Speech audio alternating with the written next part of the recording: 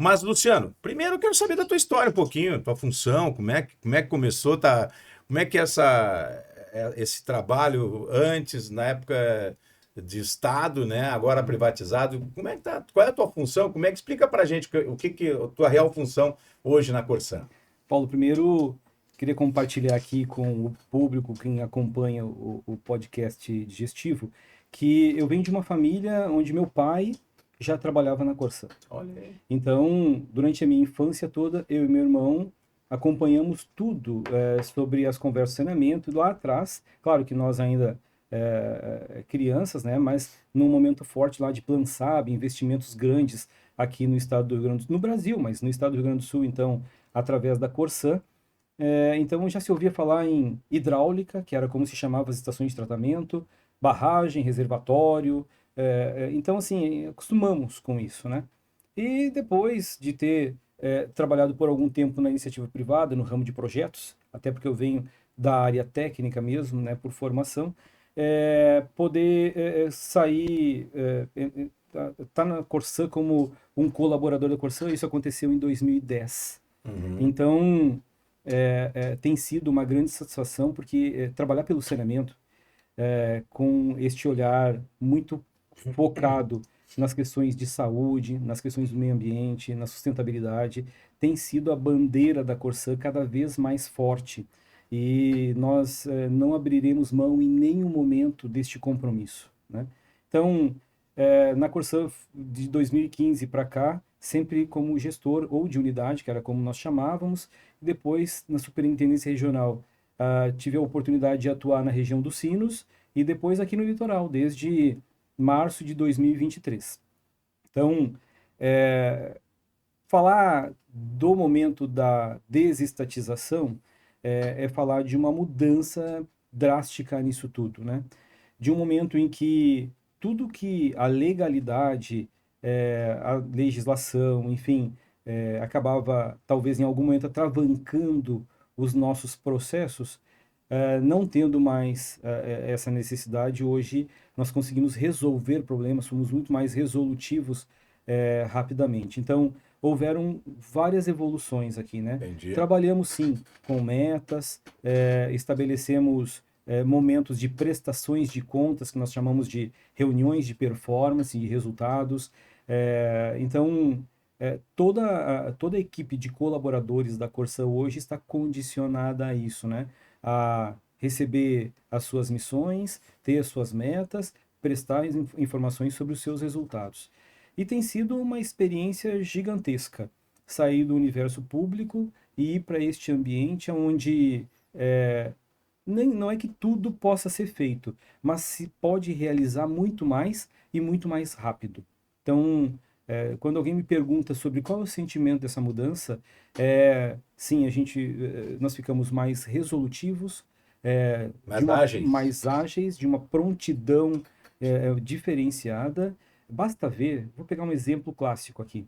Semana passada, teve todo aquele evento de intempéries que assolou aqui Tramandaí, mas muito mais Imbé. Por Isso, exemplo, isso. faltou energia lá por 3 dias em Imbé, alguma coisa assim em Tramandaí naquele dia. Não faltou água. Por que não faltou água? Porque hoje, durante todo o período do verão, as nossas estações de tratamento, nossas principais elevatórias, estão todas equipadas com gerador de emergência. Então, já eventualmente, quando a gente tem algum problema na qualidade da energia, já usamos gerador. Quando falta energia, é gerador. E esse custo a gente acaba absorvendo, porque realmente é a necessidade. Vai deixar de tratar? Se já está sem energia, não vai ter água também. Imagina a dificuldade no momento de verão, cidade cheia. O que antigamente Era um acontecia. problema. Faltava água, faltava luz, faltava água também. Veja que no ano passado, nós chamamos de plano verão, tá? No ano passado, nós tivemos aqui em todas as instalações do litoral 23 geradores. Neste ano nós temos 28 geradores instalados. E eles vieram para cá no final de novembro e vão sair só depois do carnaval. E talvez, dependendo do público que ainda estiver por aqui, seja ainda postergado esse prazo. Então, porque qual que é a preocupação? É não deixar sem água. Sim. Entende? Então, eu tenho falado com algumas pessoas e colhido uns feedbacks muito interessantes, Paulo. As pessoas dizem o seguinte, em alguns momentos, fiquei sem energia, mas não faltou água. Era muito comum Capão da Canoa. Capão da Canoa era um calcanhar de Aquiles ali, muito denso e o público muito grande, principalmente na virada do ano, por causa dos shows nacionais, aquele público todo e tal. E nós tínhamos muitos problemas no passado. No ano passado e neste ano, nós não tivemos desabastecimento. Não tivemos, as pessoas não teve reclamação. A gente acompanhou durante a noite do 31 para 1º de janeiro, 31 de dezembro para 1º de janeiro, e nós tivemos 27 comunicações de algum problema. Aí vai lá olhar, tem um registrinho fechado na casa, ou teve um vazamento pontual, uma questão assim. Mas naquele momento ali que nós tínhamos muito problema de desabastecimento, nós conseguimos sanar. Os sistemas daqui do litoral, eles já são superdimensionados desde sua concepção para esses momentos ápices de flutuação de público aqui.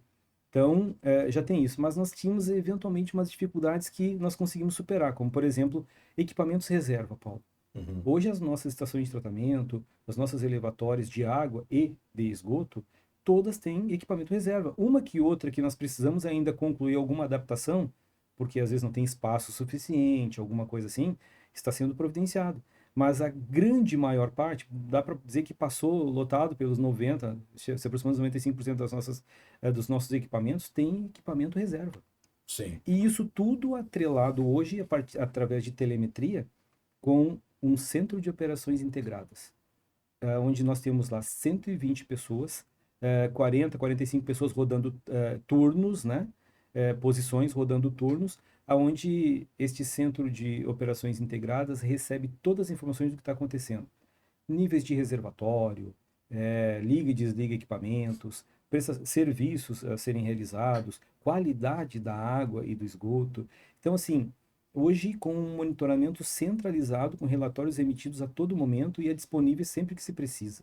Então, eu quis falar rapidamente aqui, a gente pode ir abrindo cada caso Claro. daqui para frente, Sim. para te dizer da diferença de 2 anos para cá. Me diz uma coisa, hoje, tá? Eu quero entrar já na pauta do saneamento aqui no litoral. Como é que hoje está não precisa estender todos os municípios, mas pelo menos os principais que mais dão aquele sufoco, né, digamos assim, na necessidade. Nós conversamos um pouquinho antes aqui a respeito da saturação, que isso é importante, uma pauta essa pauta do lençol que tu coloca aqui para nossos colaboradores, aliás, os nossos seguidores, né? Eles terem uma ideia de como é que está também, que há esse problema aí. E a gente está vendo, eu percebo muito o trabalho que está acontecendo nas ruas. Eu vejo muito a própria informação, a Corsã informando que vai faltar água devido a algum conserto ou algum trabalho de melhorias, né? Que pode acontecer. Como é que está hoje, então, a situação hoje? Tramandaí, Imbé, Capão da Canoa, Xangri-Lá, né? Cidreira, esses principais municípios, digamos assim, na parte da orla, que eu acho que é mais problemática, acredito. Isso. Vamos lá, a região do litoral que a Corsã atende hoje compreende 18 municípios Isso. que vão de Torres até Cidreira, depois entra os 4 municípios do sul até Tavares, ali, né? Me refiro a Capivari do Sul, Palmares, Mostardas e Tavares. Então, quando eu falo em Palmares, estou falando de Quintão também, né? Então, vamos lá, na parte mais litorânea aqui, de Quintão nós estamos presentes de Quintão até Torres. E na região mais depois da planície ali, já no pé do morro, Santo Antônio da Patrulha, depois Três Cachoeiras e Terra de Areia, Terra de Maquiné. Areia. Maquiné não é da Não? nossa carteira. Nem Três Forquilhas? Nem Três Forquilhas, Três Cachoeiras só. Tá. Então tem algumas cidades do morro ali que ainda tem suas soluções municipais lá, né? Certo. Então, só que a regra com relação à qualidade e à prestação do serviço, a qualidade da água, do esgoto, a prestação do serviço, enfim, vale para todos, tá? Não tem, nós não diferenciamos aí tamanho ou qualquer coisa assim, mas vamos lá. O que a gente vai falar aqui é que alguns municípios mais antigos, Paulo, eles acabaram em algum momento buscando recursos, né? Acessando recursos e suas soluções municipais, ou já com a Corsã, inclusive, foram adiantando alguns processos. Porém, nós temos que levar em consideração que aqui no litoral a gente tem as questões do mar, poucos rios, estamos falando de Mampituba, Rio Tramandaí, Rio Capivari, Palmares, Rio Capivari, Palmares, e um sistema lagunar fantástico que tem que ser preservado. Esse é um compromisso intocável da Corsã Nós aqui no vamos chegar lá, litoral, cara. Ele está que falando, nós vamos chegar lá. que é as questões, então, do cinturão lagunar que tem aqui, que é fantástico, né? Então, né, é um compromisso. E alguns municípios acabaram adiantando um pouco mais. Alguns municípios, como Torres, por exemplo, tem uma cobertura quase plena já, atendendo o marco do saneamento, chegando lá, né? Capão da Canoa, muito bem também, ali por volta de 60%. Xangri-Lá, 36%, alguma coisa assim. Tramandaí agora, com essas, nós acabamos de anunciar que a ligação de inauguramos 3 elevatórios de esgoto, e isso já com as 4.500 conexões que deverão acontecer a partir dessas 3 elevatórias, botará Tramandaí já nos 40%. Então, tem cidades que têm uma evolução. Torres, nós estamos investindo numa estação de tratamento agora. Por quê? Os sistemas que tinham antes eram sistemas mais arcaicos, de 30 anos atrás, 20 e poucos, 30 anos atrás. Nós estamos modernizando e se as licenças de operações antes previam que a infiltração das lagoas pudesse acontecer, das lagoas de infiltração, né, do processo de tratamento da Corsã, pudesse acontecer de esgoto bruto, nós estamos implantando estações de tratamento de forma que este tipo de disposição do efluente aconteça, então, tratado, né? E isso já é um ganho extraordinário para o meio ambiente. Então, além de garantir a ampliação da cobertura com redes, essas obras que tu tens, que tu bem referistes aí, nós estamos falando de investimentos grandes, porque no saneamento não tem obra barata, investimentos grandes nas estações de tratamento de esgoto, de forma que a gente passe a se preocupar, e essa é a preocupação aqui no litoral, sobre a disposição, onde dispõe o efluente tratado. Porque tratar, nós estamos implantando estações de tratamento e implantaremos ainda algumas mais até 2033 para garantir o tratamento. A Corsã hoje não vai mais usar nenhuma solução transitória. Entende? Vou usar uma solução aqui que dura 2 anos para mim depois pensar na definitiva. Não, não tem. Nós estamos já trabalhando com a solução definitiva. Essa foi uma experiência que o Grupo AEGEA trouxe para a Corsã, que assim, nós tínhamos lá um plano, por exemplo, de, vamos, principalmente em cidades pequenas, utilizar a solução individual, caminhões hidrojatos, né? Fazer limpeza de fossa individual e tal. A nossa intenção agora mudou nessa linha. Essa é uma solução transitória que, eventualmente, por uma necessidade, pode vir a ser adotada, mas a prioridade, o foco agora é separador absoluto.